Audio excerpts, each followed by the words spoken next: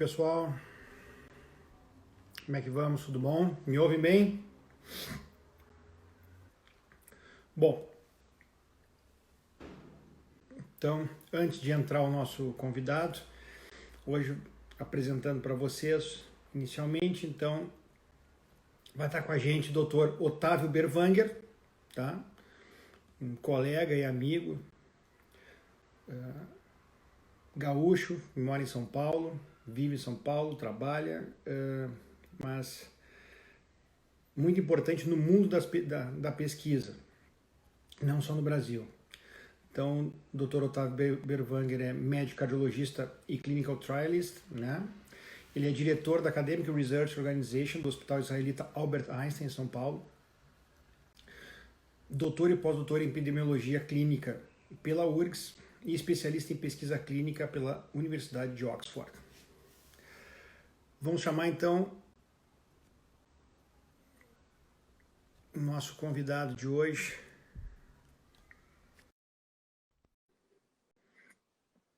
Hoje que é o Dia Mundial da Pesquisa Clínica. Clinical Trial Day. Boa noite, meu caro amigo. E aí, Rafael, tudo bom, meu amigo? Tranquilo? Como é que tá, Otávio? Tudo bom? Tudo ótimo. Vamos lá, vamos sobrevivendo aí, né? Nessa confusão toda, mas faz parte do jogo. São Paulo não tá muito fácil, né? Agora a gente tem visto um fenômeno interessante ir para a periferia, né? Então, o desafio é esse. A questão da pandemia da Covid. Desculpa, já comecei falando sem antes dar boa noite para todos os amigos aí que estão nos assistindo. Então, muito boa noite a todos, em primeiro lugar, né?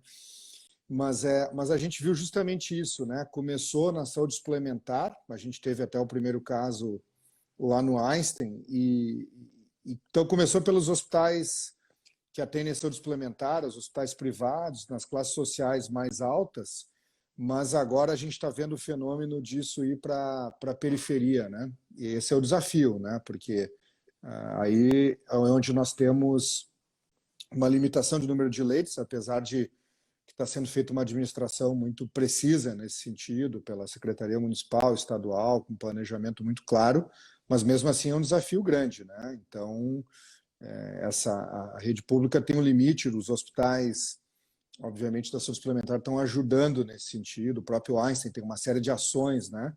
Também na saúde pública, então a gente está muito inteirado nisso e ajudando aí as nossas autoridades. Isso aí, é um grande desafio. Aqui parece que está mais tranquilo, né? E realmente está. Também está começando o fenômeno, né? Se deslocando dos hospitais privados para os públicos aqui também. Mas o fato de Porto Alegre, acho, ficar no Rio Grande do Sul, ficar no extremo, né? No extremo sul, né? Ter apenas divisa com um estado, né, e dois países que se fecharam rapidamente, mas a forma como foi levado aqui parece estar mais tranquila. São Paulo é uma realidade totalmente diferente, né? Sim, sim, sim. Bom, então, Otávio, vou iniciar te colocando, e esse é um assunto que a gente vai ganhar muito te ouvindo aqui, né? Imagina. Na pesquisa clínica, sem dúvida, né? E queria que tu nos colocasse, nos desse um panorama, né, de como é que está acontecendo, né, como é que está evoluindo as pesquisas nesse momento, né, uma vez que a gente teve uma séria dificuldade agora aí com pesquisas em outras áreas e, ao mesmo tempo, uma iniciativa, né, mundial, né, em grande escala, de boa e de má qualidade, a gente já observou, né? Mas na ideia, não as pesquisas, sim algumas publicações, né? Né, tem algumas publicações que saíram aceleradas. Mas como é que está o panorama das pesquisas, começando assim aqui pelo Brasil? Bom, eu acho que esse tema é interessante. Vamos dividir ele em três partes, né? A primeira parte é que já vinha, de certa forma, uma tendência de a gente tornar os estudos maiores, mais pragmáticos, né? e utilizando uma série de tecnologias que a gente tem. Então, tem muito desperdício em pesquisa clínica, né? Então, o que torna a pesquisa clínica robusta é o controle de vieses e o número grande de eventos, que a gente chama que é o controle de erro aleatório, quer dizer, a gente tem poder estatístico. Então, vamos focar, por exemplo, assim, nos estudos randomizados. Aliás, como você falou, estou vendo vários amigos que estão entrando aqui que trabalham com pesquisa clínica, então hoje é o dia de parabenizar todos, porque hoje é o International Clinical Trials Day, 20 de maio, em homenagem ao James Lind, né? Então hoje a gente comemora, então não poderia ser uma data melhor para a gente estar aqui com você e também com vários amigos que trabalham com pesquisa clínica. Então, assim, eu estava falando, a gente vai dividir em 3 partes. A primeira parte, assim, é essa tendência que já vinha, isso é pré-Covid-19, da gente tornar os estudos maiores, preservando a sua qualidade metodológica, então com randomização, análise por intenção de tratar, cegamento, tendo um grande número de pacientes para a gente observar um grande número de eventos e dessa forma a gente ter o poder estatístico para dar respostas que sejam respostas mais definitivas, mais robustas, não respostas intermediárias, principalmente quando a gente está olhando desfechos clínicos, né? Na nossa área, que a gente faz pesquisa, na área cardiovascular, a gente precisa olhar o efeito de intervenções sobre mortalidade cardiovascular, infarto, AVC, mortalidade total, dentre outros desfechos, então a gente precisa observar um grande número de eventos, até porque as intervenções têm um efeito moderado, e para isso, para detectar esses efeitos mais discretos e moderados, a gente precisa desse número de eventos. Então, assim, a pesquisa sempre teve muito desperdício, quer dizer, tem muitos processos, muita burocracia que a gente faz, que a gente questiona até que ponto elas trazem uma pesquisa melhor, não é?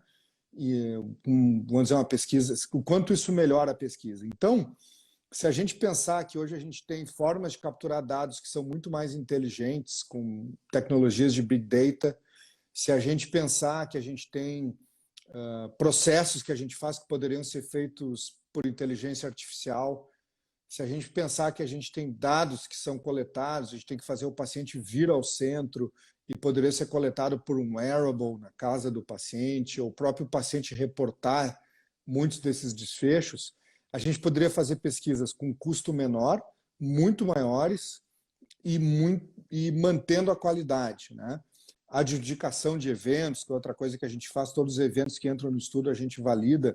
Será que algumas dessas questões a gente não poderia fazer por inteligência artificial, por algoritmos? Então, isso já vinha tendo muito interesse das autoridades. Eu vou participar agora, depois, quem quiser olhar, eu vou botar no meu LinkedIn, no meu Instagram, no meu Facebook.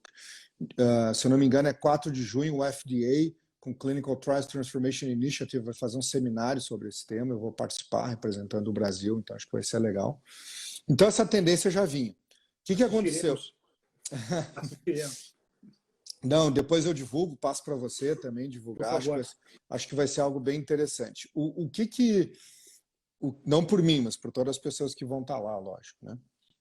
Então, o que é o ponto número 2? Então, o ponto número 1 é essa mudança. Ponto número 2. Vários estudos que estavam em andamento tiveram que se adaptar. Alguns estudos foram interrompidos, que é péssimo, né? Porque tinham estudos muito relevantes sendo feitos. Outros estudos tiveram que adaptar. E então isso que era uma tendência que vinha se desenhando, vinha sendo discutida, ela de uma hora para outra nós tivemos que fazer isso para os estudos não parar. E aí qual é um exemplo que a gente pode dar? Por exemplo, na RO Einstein, eu dirijo no Einstein uma Academic Research Organization que coordena vários ensaios clínicos randomizados de larga escala. Então, a gente tem 2 estudos que chamam os estudos Optimal. A gente tem um estudo chamado Optimal Diabetes, que é um estudo de 9.000 pacientes, estudo de larga escala, em vários centros, e outro é o estudo Optimal Stroke, que também são 7.000 pacientes. Então, é um programa de 16.000 pessoas, né? Com várias dessas já recrutadas. Esses 2 trials, eles comparam a mesma coisa que o Sprint, mas comparando uma meta mais intensiva, deixar a pressão sistólica menor que 120 versus a meta tradicional de hipertensão, para a gente ver se a gente reduz eventos clinicamente relevantes. Morte cardiovascular, infarto, AVC, hospitalização por insuficiência cardíaca, hospitalização por angina instável, dentre outros desfechos. Mortalidade total, desfechos renais.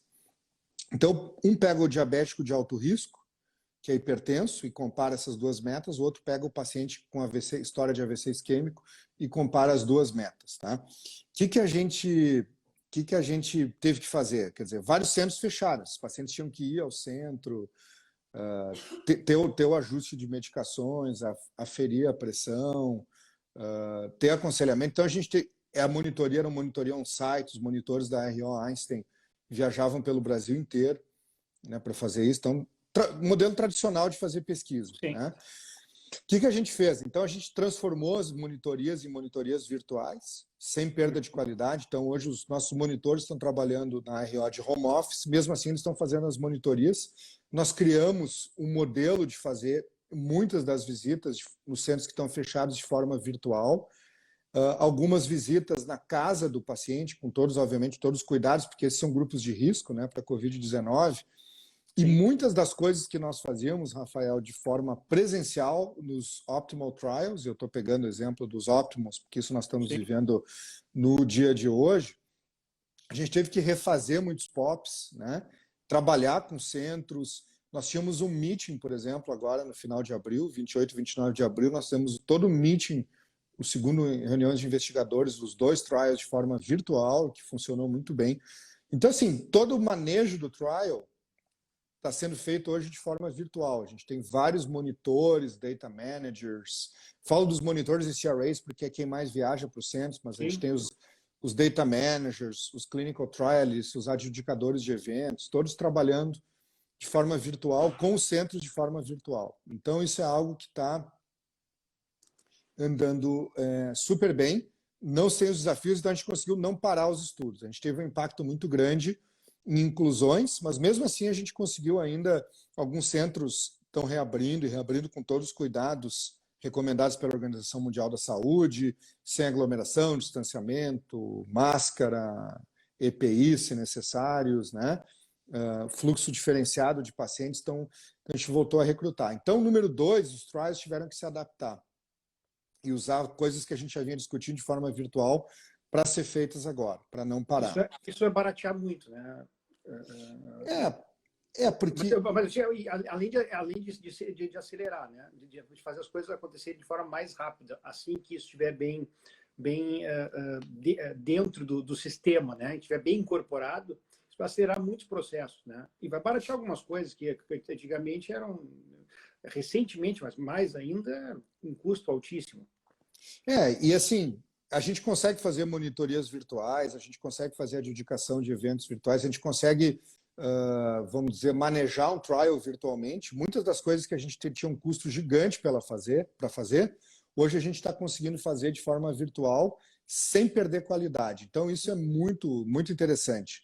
Tem um exemplo que eu acho brilhante. Existe outra coisa que está se tentando fazer nessa segunda aspecto. O terceiro aspecto são os trials de Covid-19, né? Eu vou deixar para falar daqui a pouquinho. Então, primeiro eu falei da tendência, o segundo de estudos atuais, mas fazendo o mix entre estudos atuais e tendência, por exemplo, um outro ponto que está se vendo é como é que a gente chega no paciente direto. E o que a gente está vendo é que tem mais pacientes interessados em participar de pesquisa clínica do que colegas dispostos a recrutá-los. As pessoas têm muito interesse em entrar em estudo clínico e a gente sabe que o paciente que participa de pesquisa clínica, de uma forma geral, tem registros sugerindo isso, tem melhores desfechos.